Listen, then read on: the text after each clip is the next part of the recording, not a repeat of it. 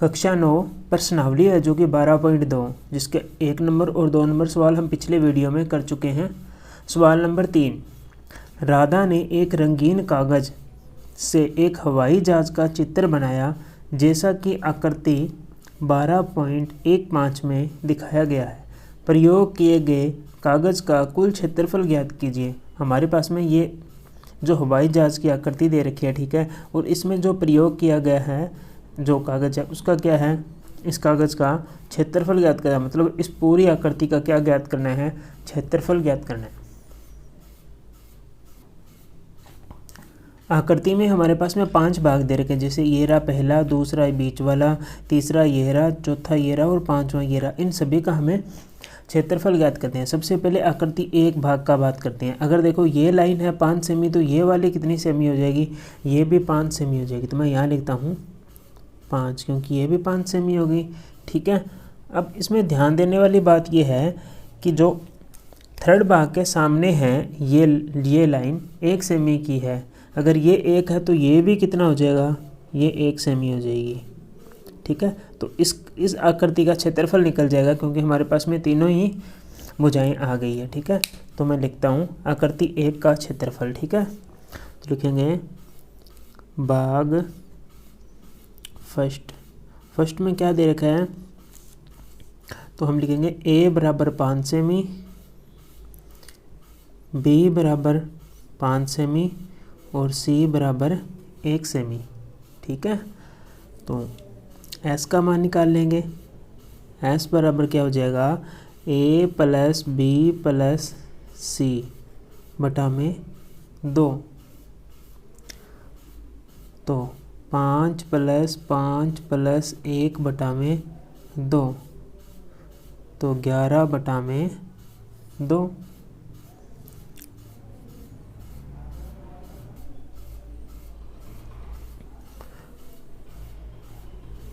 भाग 1 का क्षेत्रफल, तो भाग फर्स्ट का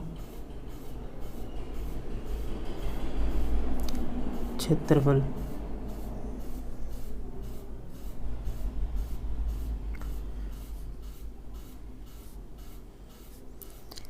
हीरोन के फार्मूले से s bracket s minus a s minus b s minus c से ज्ञात करेंगे।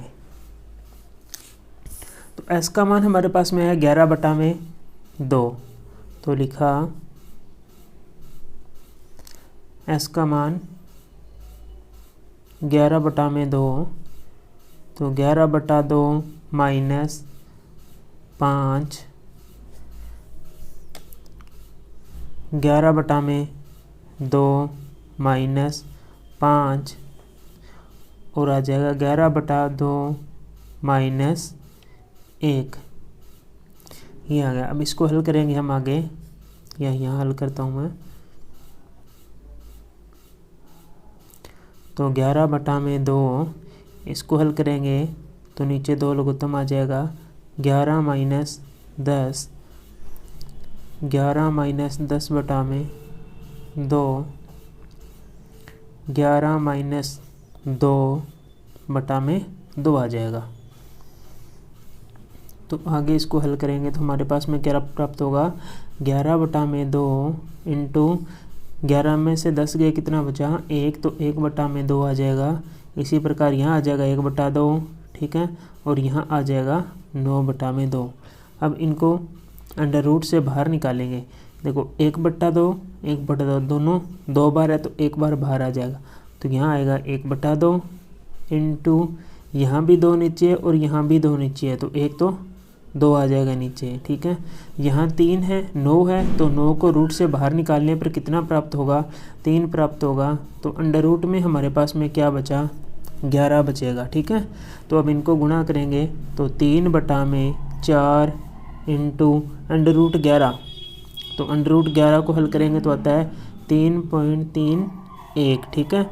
और इसको गुणा करेंगे 3 से तो हमारे पास में प्राप्त होगा 9.93 बटा में 4 और भाग देने पर प्राप्त होगा 2.48 सेमी स्क्वायर, सेमी में दे रखा है। सेमी स्क्वायर, या फिर हम लगभग इसको लिखना चाहे तो 2.5 सेमी स्क्वायर हो जाएगा लगभग में। ठीक है, तो ये तो था आकृति 1 का क्षेत्रफल।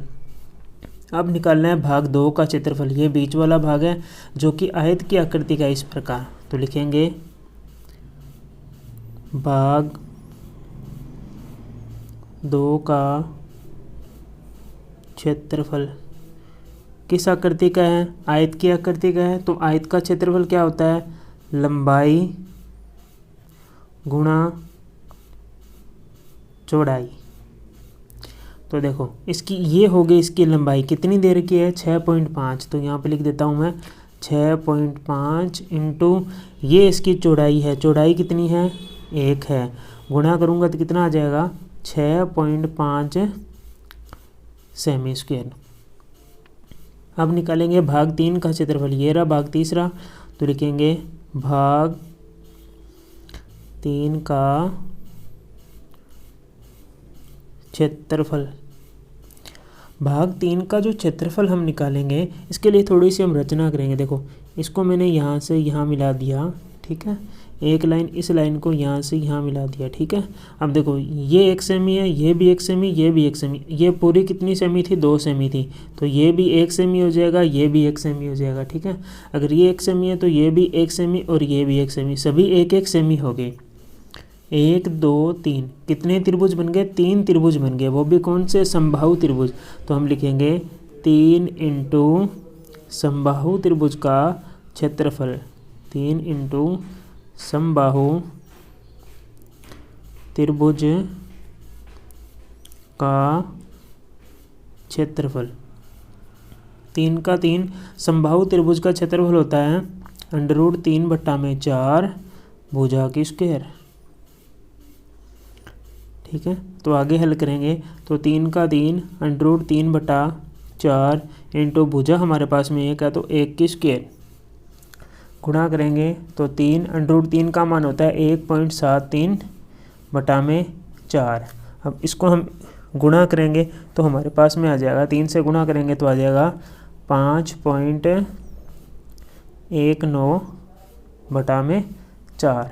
ठीक है, और 5.14 में अगर 4 का भाग देंगे तो हमारे पास में 1.29 सेमी स्क्वायर, या फिर हम लगभग लिखें तो 1.3 सेमी स्क्वायर। ये लगभग में ये आ जाएगा। ठीक है, तो अब देखो आकृति 4 और आकृति 5 दोनों बराबर है। ठीक है, यहाँ पर 19 डिग्री का कोण बन रहा है, मतलब कि 90 डिग्री का कोण बन रहा है। दोनों ही कौन से त्रिभुज है? समकोण त्रिभुज है। अगर ये 6 सेमी है तो ये भी कितनी होगी? 6। अगर ये 1.5 है तो ये वाली भी कितनी होगी? 1.5 हो जाएगी। तो दोनों आकृति का क्षेत्रफल समान है। तो हम लिखेंगे भाग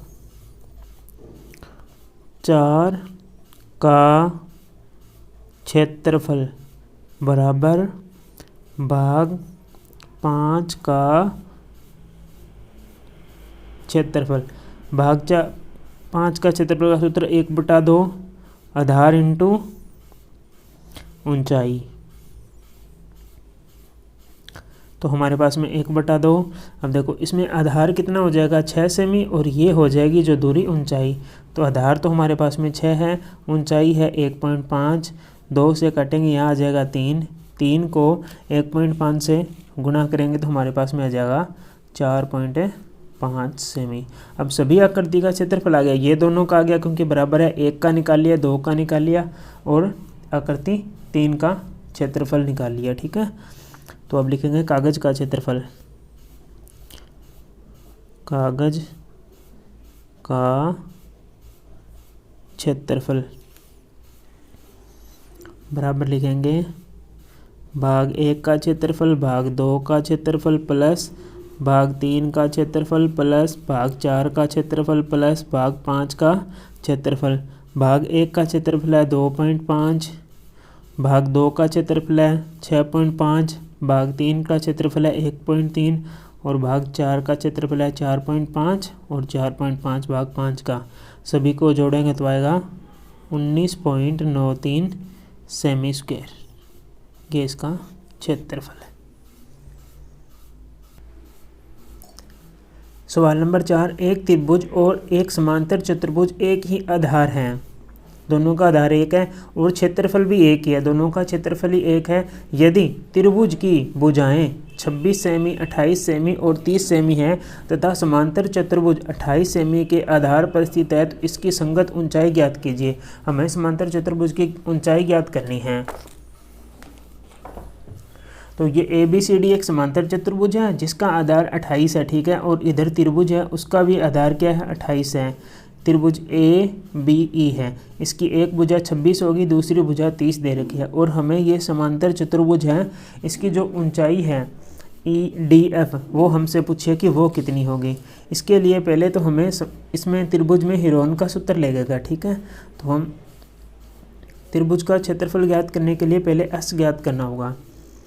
तो S कैसे ज्ञात करते हैं, S बराबर होता है A + B + C बटा में 2, ठीक है। और S का मान कितना दे रखा है, 26, 28 और 30। तो हम लिखेंगे 26 × 28 इंटू नहीं प्लस का चिन्ह है प्लस 30 बटा में 2।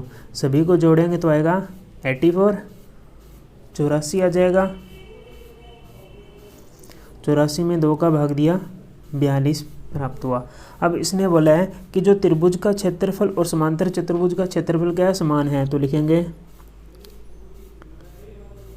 समांतर चतुर्भुज का क्षेत्रफल बराबर त्रिभुज का क्षेत्रफल। समांतर चतुर्भुज का क्षेत्रफल क्या होता है, आधार इंटू ऊंचाई, ठीक है। और त्रिभुज का क्षेत्रफल का सूत्र हो जाएगा, हीरोइन का सूत्र लग जाएगा S bracket S - A S - B S - C, ठीक है। तो B का मान कितना दे रखा है, आधार दे रखा है 28, तो 28 इंटू H। S का मान हमारे पास में दे रखा है 42, तो 42 माइनस 26, फिर 42 माइनस 28 और तीसरी दे रखी है 30, तो 42 माइनस 30। तो यहाँ जगह 28 इंटू H बराबर 42। 42 में से 26 गए तो 16 बचते हैं, तो 16 इंटू 42 में से 28 गए तो 14 और 42 में से 30 गए तो 12 बचते हैं। तो 28 इंटू H बराबर 42 के टुकड़े करेंगे, 14 इंटू 3 42, ठीक है। और 16 के टुकड़े करेंगे 4 इंटू 4, ये 14 का 14, और 12 को क्या लिख सकते हैं, 4 इंटू 3। अब जो कॉमन है, जो बाहर आ रहा है उनको बाहर निकालेंगे। देखो 14 यहाँ भी है, 14 यहाँ भी है, 2 बारी है तो एक बार बाहर आ जाएगा, ठीक है। 3 ये रहा, 3 ये रहा, तो 3 क्या आ जाएगा, बाहर आ जाएगा, ठीक है। और क्या बचा, 4 ये रहा, 4 ये रहा, तो 2 बारी 4 तो 1 बारी 4 भी बाहर आ जाएगा, ठीक है। और क्या बचा, 4 बचा, 4 को रूट से बाहर निकालेंगे तो कितना आएगा, 2 आएगा। सभी को हम गुणा करेंगे या फिर इस 28 को इधर भाग में लाएंगे। 14 इंटू 3 इंटू 4 इंटू 2 बटा में 28, तो 14 कम 14, 14 दूनी 28, 2 से 2 कट गया, बचा हमारे पास कितना, 12। तो चतुर्भुज की ऊंचाई कितनी हो जाएगी, 12 सेमी हो जाएगी, ठीक है।